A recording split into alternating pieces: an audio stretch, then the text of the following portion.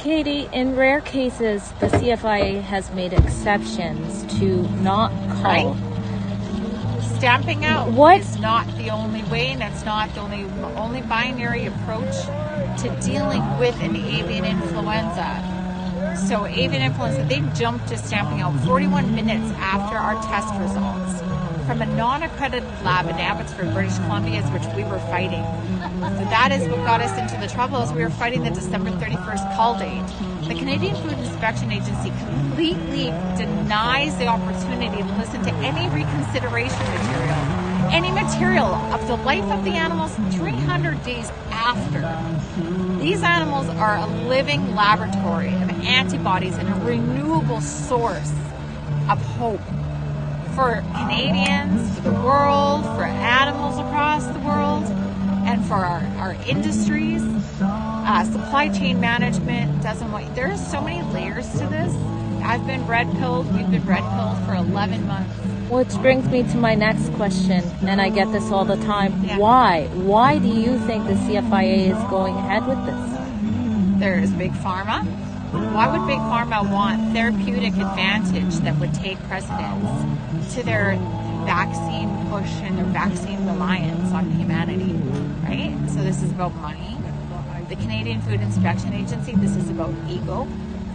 This is a kill on ego. This is not a kill because they think that they have to. We've watched it. Their mandates don't matter. Their policy doesn't matter. They've camped in the hottest zones. They have not follow their own policy. They wear their hazmat suits. Sometimes they wear their PPE, some not. We have police driving around in their cruisers with the bales that you see behind me in the hottest zone, the kill pen. They've taken bales off that to go and fill muddy holes so that the police cars can drive over it. That same hay is in Vernon, British Columbia at the hotels near you. So if we were truly a virulent threat, you tell me, how many of us died? Have we had any supporters die? There's people that die from the common flu every day. This is a fear-mongering tactic of the Canadian government. This is tyranny. This is overreach. And I know some people are even sick of hearing the word overreach, but maybe you shouldn't get sick of it. Maybe you should actually be so sick of it that you stand up. This is a tyrannical behavior. We're being led into a communism. Bill C9's coming. Our voices are going to mean nothing. What does it mean when that they can just flick a switch off because you use your voice on social media to do something good for Canadians and stand up? We're going down a dangerous path. Our family and this farm is going to continue to fight for all Canadians and all of those that have been impacted on an international level from what has happened here. Have you been in touch with other farmers, maybe ones that have had their flocks culled? And if so, what have you learned from their situation? What have we learned? That millions of animals, 4 million animals, died in September due to the hands of the Canadian Food Inspection Agency. I don't even understand why they call themselves the Canadian Food Inspection Agency, because they're a professional killing agency. They are not here to protect, they are here to eradicate, kill, and they are not here to preserve. Those farmers, there's the 2,000 head of cattle months ago here during our own fight in Saskatchewan that were eradicated due to the thought of tuberculosis. They have not even been compensated yet. Imagine this. All of your animals are destroyed. Your livelihoods are gone. You're sitting with pain that you will never recover from. And you're still not compensated. But do you know what they do leave you with? A bill. A bill to clean up your farm. A bill to clean up your barns. And you know what? Even our lawyer warned us. They're going to kill, and then they're going to make a mess of your farm, and they're going to leave you with it. And that's going to be on you to recover from, to pick yourself up from. You tell me what any other Canadian, anybody in the world should ever have to go through this ever again. 11 months of proving what? Science that they won't look at. Science, all of our expert witness reports that they've stricken from our records in the court system. They won't listen to science. They won't listen to veterinarians. They won't listen to hope. They won't listen to change.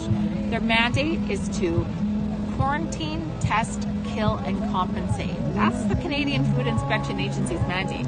That's their mandate. You want to go look it up? Go look at their mandate. Go look at their policy. Go look at their, they don't follow anything that they put in print. They are a self-regulating agency, giving themselves raises whenever they want, moving the bar whenever they want. They remove the goalpost. This is an agency that actually does its own audits. They, in the fiscal year of 2024 to 2025, they're $1.1 billion, while we're struggling as Canadians, struggling to feed our families, struggling to pay our rent, struggling as Canadians to survive, but they just keep getting wage increases and their budget goes up to kill. There's a problem when the budget goes up to kill. Nothing has got better. Stamping out since 2020 or 2004.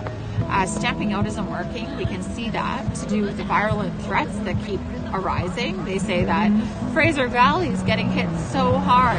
But you want to know what? They've made stamping out such a lucrative policy for the chicken and poultry producers that they don't say anything. It's a lucrative business. You get paid, you have about 6, I don't know how many month-old chickens that are going to market. You get overpaid for them. Who would speak up? You're getting paid to be silenced, for them to kill your animals and kill off the biodiversity and genetic diversity that we need for survival. And they thought that they were going to come to a farm 135 kilometers away from nowhere and they're going to pick a unique animal that no one was going to pay attention to. And you want to know what? The world paid attention to them.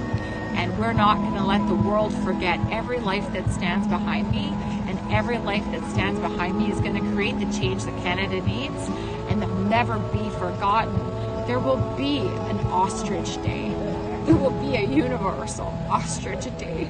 That day will help protect your families.